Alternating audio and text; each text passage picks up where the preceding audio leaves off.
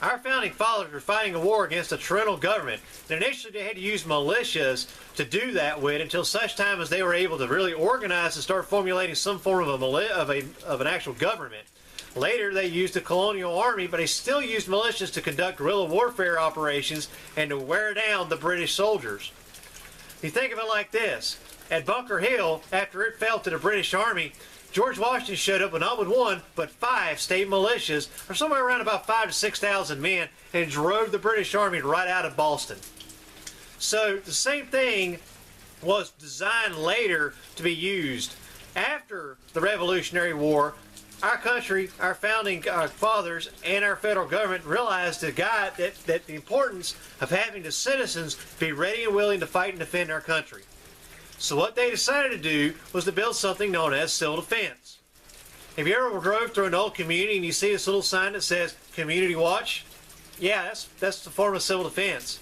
How about you guys that can remember going through air raid drills in school? Yeah, that's civil defense too.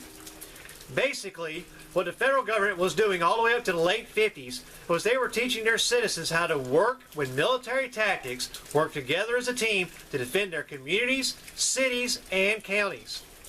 The idea was very simply this. In the event of a catastrophic event, or an invasion of some kind, or an attack from a foreign government and or force, the federal government would push out to that area of attack. The state government also would push to that area of attack, and they would try to stop the invasion, force the attack, or the catastrophic event from affecting the rest of the country. What would also happen is your local law enforcement and state law enforcement often would get so that they had to be pushed out also to plus up the members of the state military. State military is your National Guard, by the way. So what this left was all the people in the counties and the cities pretty much flapping in the wind. So what they decided to do was use civil defense. So citizens were able to reorganize themselves, carry out and enforce laws, and make sure that any other form of attacks, invasions, or catastrophic events would stop in their tracks. Now, let's think about this in real-world application. How could we currently, in 2018, implement civil defense? Alrighty, if civil defense was still being taught by our federal government, it would look like this. Down our southern border, we have an invasion going on. Literally had a caravan show up, flying a flag, everybody trying to force their way across our border and into our United States. That is an invasion. It happens every single day on the Gaza Strip.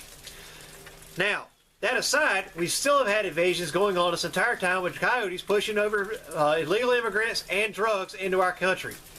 So what we have is the federal government that patrols that area. That's your Border Patrol. We also have the National Guard, our state military, that routinely goes down there and conducts observation patrols to assist the federal government in catching personnel trying to smuggle themselves, others, and or drugs across the border. But what we don't have is a civil defense. So the civil defense would be all the ranchers, farmers, and personnel that live on the southern border and their land touches the southern border. They would all unite, work together, and set up their own OPs, their own quick reaction force, their own personnel to stop and eliminate anyone else that has gotten past the federal government and the state government from making their way further inland and effectively forcing that invasion deeper into the heart of America. So let's think about another way that this could actually be implemented in real time. So right now we've got something going on with the red flag law. We've had 5 Americans killed here in America. No judge, no jury, just the executioner. They were shot under the guise of the red flag law and murdered because the law enforcement was trying to enforce an unconstitutional law. So how would civil defense help you with this?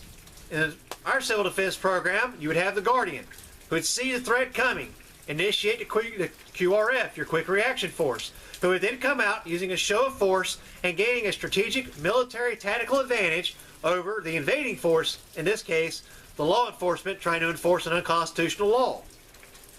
Using that show of force, they would perform a protective barrier between the law enforcement and the subject that is their target.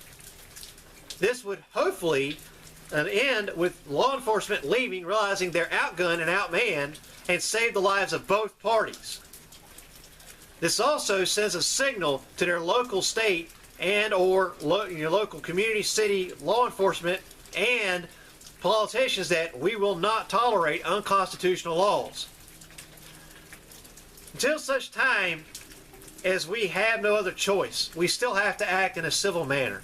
We still have to use the civil laws that are given to us to combat things like this. So we need to vote, we need a peaceful protest, things of that nature. But sometimes it's kind of hard to have a peaceful protest or vote when you got 12 armed men outside your front door.